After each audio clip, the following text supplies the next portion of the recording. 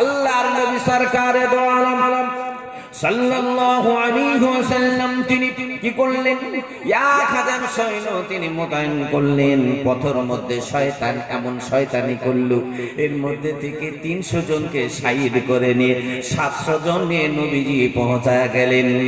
আল্লাহর নবী সরকারে দো আলম সাল্লাল্লাহু আলাইহি ওয়াসাল্লামের কথা অমান্য করেছিল যারা, ওই 300 জন তারা রাস্তায় চলতে চলতে পিছন মুড়ে পালিয়ে এসেছিল। নবীজি বলেছিলেন, তোমরা শয়তানের সঙ্গে জাহান্নামে যাবে, শয়তানের সঙ্গে তোমরা জাহান্নামে তোমাদের জায়গা হবে। কেন? আজ ইসলামের জন্য তোমরা সামনে চলে যাওয়ার পর যারা পিছিয়ে আসে, এদের থেকে মুনাফিক পৃথিবীতে আর কেউ নাই। 300 জন পালিয়ে আসলো, থাকে কয়জন? 700 জন। ওরা কত? 3000-এর অধিক। আল্লাহ, মুনাফিকের দলেরা এরা কি করলো? বলে যুদ্ধের ময়দানে তুমুল যুদ্ধ করার জন্য রেডি হয়ে গেছে। আল্লাহর নবীকে আল্লাহ তাআলা পৃথিবীর শ্রেষ্ঠ শিক্ষক বানিয়েছেন। নবীজি বললেন, এমন একটি পাহাড়, পাহাড়ের নিচে দিয়ে ছোট একটি রাস্তা আছে, গিরিপথ আছে। ওই গিরিপথের যা তোমরা কি করবা? 50 জনকে তীরন্দাজ করে রাখলেন। থাকলো কতজন? 650। 700-র মধ্যে 50 জনকে রাখলেন। সেখানে যুদ্ধ তুমুল শুরু হবে। যত দিক থেকে বেঈমানেরা ঘিরে ফেলবে, খবরদার আমার ইশারার বাইরে তোমরা কখনো ওই গিরিপথ রাস্তাতে ছেড়ে দিয়ে পালিয়ে আসবে না। হে মুসলমান, বলার উদ্দেশ্য হলো মাদ্রাসার সিস্টেম, এই সিস্টেমগুলো নবীজি শিখিয়ে দিয়ে গেছেন, উলামায়ে দ্বীন ইনারা রাখছেন। সিস্টেমের বাইরে চললে গন্ডগোল হয়ে যায়। সেই জন্য আপনাদের গলায় তুমুল যুদ্ধ শুরু হয়ে গেল। আবু সুফিয়ানের নেতৃত্বে তুমুল যুদ্ধ শুরু হয়েছে। বীর বিক্রমে একজন সর্বপ্রথম হাত তুলেছিল। তোলার পর মুসলমানদের উপর আক্রমণ করার জন্য যে এসেছিল, এ ছিল বাবা আবু জেহেলের পুত্র। বলে মুসলমান দেখে ভালো লাগে না, মুসলমানদের কি হত্যা করব, মুসলমানদের মার্ডার করব, মুসলমানদের জমি ছিনিয়ে নেব, মুসলমানদের মেয়েদেরকে নিয়ে চলে আসবো, বিভিন্ন রকম তাদের পরিকল্পনা। আল্লাহ সব বিনষ্ট করে দেবেন, ধ্বংস করে দেবেন। চতুর্দিক থেকে যুদ্ধ শুরু হয়ে গেল। মুসলমানেরা তুমুল যুদ্ধ শুরু করে দিলেন। এই সময় কুরাইশরা তারা পিছু হটতে বাধ্য হয়ে গেল। যখন পিছন দিকে মুড়ে গেছে, এই সময় মুসলমানেরা নারায়ে তাকবীরের ধ্বনিতে উল্লাসে ভরে গেছে যে আমরা যুদ্ধে জয় হয়ে গেছি, ইসলামের ঝান্ডা উড্ডীন করে ফেলেছি। বেঈমানেরা ময়দান ছেড়ে পালিয়ে গেছে। উহুদের প্রান্তরে যখন মুসলমানেরা এত খুশির বন্যা শুরু হয়ে যাবে, এমন সময় গিরিপথ, যে পথের মধ্যে নবী বলেছিলেন যুদ্ধ থেমে যাবে, যুদ্ধের সবকিছু ঘোষণা হবে, আমার হুকুমের বাইরে সে জায়গা তোমরা ছাড়বে না, ওই রাস্তা তোমরা ছেড়ে আসবে না। কিন্তু দেখতে পাওয়া গেল সুন্দরী মেয়েরা যারা যুদ্ধের ময়দানে বেঈমানদেরকে উৎসাহ জাগাতো, তাদেরকে বলতো তোমাদের মতো কাপুরুষ কেউ নাই, যাও 3টা মুসলমানকে যদি মারতে পারো তোমাকে আমি বিয়ে করব। ওদের যুদ্ধের ময়দানে মহিলাদের কাজ ছিল এটা, ওই বেঈমানদের তাদেরকে যেন সাহস যোগাতো। আল্লাহু আকবার। এই মহিলারা এবার দেখলো তাদের কুরাইশরা তারা তাদের তাবু ছেড়ে যেন পালিয়ে যাচ্ছে। মুসলমানেরা তারা এবার কি করেছেন দেখেন না কেন, তাবুর দিকে গনিমতের মাল নেওয়ার জন্য ব্যস্ত হয়ে পড়েছেন। ওই রাস্তার মধ্যে যে পাহাড়ের পদতলে গিরিপথ, এই পথের মধ্যে নবীজি 50 জনকে তীরন্দাজ রেখেছিলেন। এর মধ্যে কিছু তারা বলতে শুরু করলেন, আমরা তো জয় হয়ে গেছি, ইসলামের পতাকা উড্ডীন হয়ে গেছে, অতএব আমরা এখানে ছেড়ে দিলে পরে অসুবিধার কি হতে পারে। যখন গিরিপথ কিছু সেই সাহাবারা ছেড়ে দিয়ে চলে আসলেন, এই মুহূর্তে আবু সুফিয়ান চক্রান্ত শুরু হয়ে গেল। ওই জায়গা রাস্তা খোলা আছে, পিছন দিক থেকে আক্রমণ চালু হয়ে গেল। এর জন্য বলা হয়েছে যে জোশে হুঁশ হারায়ও না, জোশে হুঁশ হারায়ও না। যদি হুঁশ হারিয়ে যায় তোমাদের বিপদ হয়ে যেতে পারে।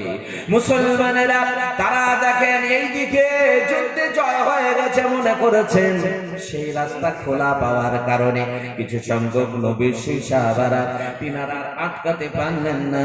পিছন থেকে এত জোরে আক্রমণ শুরু হয়ে গেল, মুসলমানেরা টিকে থাকার মতো আর সাহস নাই। শেষ পর্যন্ত আমার নবী, বিশ্ব নবী, রহমাতুল লিল আলামিন মুহাম্মাদুর রাসূলুল্লাহ সাল্লাল্লাহু আলাইহি ওয়াসাল্লামকে যখন মারার জন্য সামনের দিকে চলে আসে, নবীজি কি সামনে ঢাল করে রাখলেন 9 জন। এই 9 জনের মধ্যে আস্তে আস্তে শহীদ হতে শুরু হয়ে যায়। কেবলমাত্র 3 জন দাঁড়ালেন, তুমুল যুদ্ধ শুরু হয়ে গেছে। মুসলমানদের ইসলামের পতাকা উড্ডীন হয়েছিল, কিন্তু এই মুহূর্তে সামান্য ভুলের কারণে মুসলমানেরা যে জমিনে লুটিয়ে যায়। ভাইজানেরা, সোনার লালেরা, আমার আব্বা জানেরা, ভারতবর্ষের চিত্র যদি আমরা এখন তুলতে যাই, ওই নবীর যুগের সেই যুদ্ধের সঙ্গে যদি অনেকটাই মিল হয়ে যায়। আজকে আমাদের জন্য করা হয় SIR, NRC, CAA ইত্যাদির মধ্যে যদি আমরা এখন তাকাই, সামনে কি হবে জানা যায় না। তবে আপনাদের বলে রাখি, আল্লাহর নবী, বিশ্ব নবী, রহমাতুল লিল আলামিন মুহাম্মাদুর রাসূলুল্লাহ সাল্লাল্লাহু আলাইহি ওয়াসাল্লাম তিনাকে মারার জন্য সামনে যখন চলে এসেছি, ইয়া করে সাহাবারা তিনারা সামনে ঢাল হয়ে দাঁড়িয়ে গেলেন। তলোয়ারের আঘাত, এত তলোয়ারের আঘাত সহ্য হয় না। যুদ্ধের ময়দানে নবীজির উপর আক্রমণ শুরু হলো। এত জোরে তলোয়ারের আঘাত করেছে আমার নবীকে, রক্তিত গোটা শরীর বয়ে যায়। নবীজি গর্তের মধ্যে পড়ে গেলেন। ওই মন ঘোষণা হয়ে গেল, কুতিলা মুহাম্মদ, নবীজি দুনিয়ায় বেঁচে না, দুনিয়ায় বেঁচে না। সাহাবারা বললেন, যার জন্য আমরা যুদ্ধের ময়দানে আসলাম, সেই যদি শহীদ হয়ে যায়, আমরা কার জন্য যুদ্ধ চালাবো? তারা নিজেরাই চেষ্টা করলো ময়দান ছেড়ে চলে যাব। এমন সময় খবর হয়ে গেল নবীজি জীবিত আছেন, নবীজি মারা যান নয়। গোটা ময়দানে মুসলমানদের পাওয়ার আরো বেড়ে গেছে। মুসলমানেরা এমন ভাবে আক্রমণ শুরু করলেন, আবার এবার বেঈমানেরা তারা আবার ময়দান ছেড়ে মক্কার দিকে রওনা হয়ে যায়। 70 জন মুসলমান শহীদ হয়েছিলেন সামান্য একটু নবীর কথা না মানার কারণে। নবীজি বলেছিলেন গিরিপথ ছাড়বে না, কিন্তু তারা দেখেছিলেন যে না, যুদ্ধে আমরা জয় হয়ে গেছি, ইসলামের ঝান্ডা উড্ডীন হয়ে গেছে। নবীর সামান্য কথা না মানার কারণে দেখেন কত বড় বিপদ হয়ে গেল। 70 জন সাহাবা শহীদ হয়ে গেছিলেন, কিন্তু তারা ভেবেছিল মদিনার মাটিতে ইসলামকে মিটিয়ে দেব, ধ্বংস করে দেব, শেষ করে দেব। পারে নাই কিয়ামত পর্যন্ত পারবে না। যে মুসলমানেরা থাকবে নারায়ে তাকবীরের ধ্বনি দিয়ে বেঁচে থাকবে, আযানের ধ্বনি হবে, কোরআনের জায়গা ঠিক থাকবে, আমরা হলাম সেই মুসলমান।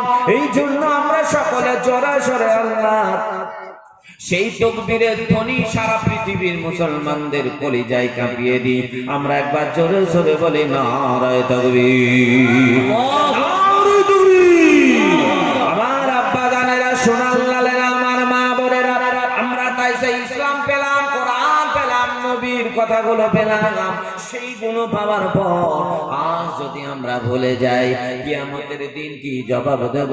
হাসরের দিন, সেই দিন কি জবাব দেব? হযরত ওমর বসে থাকবেন সুন্দর জায়গায় চেয়ারের মধ্যে, ওসমানে গনি থাকবেন, এইদিকে আলী কাররামাল্লাহু ওয়াজহাহু তিনিও বসে থাকবেন।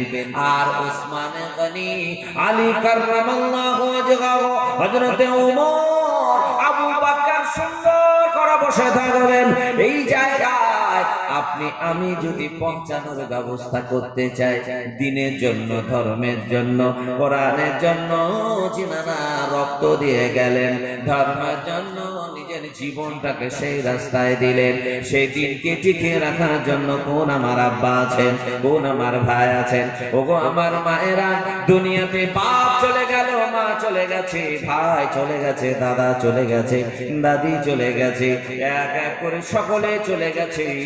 আমরা একদিন চলে যাব, পৃথিবীতে কেউ থাকতে আসেনি, কেউ থাকবো না। এই জন্য দ্বীনি প্রতিষ্ঠান মাদ্রাসার জন্য টুকটুক করে দান পাঠাবেন আর ওয়াজ শুনতে থাকবেন। মরুর দোলাল আছেন গোশুইয়া সোনার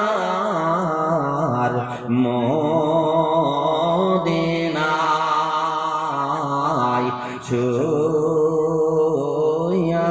আছে সোনার মদিনায় সালাম জানাই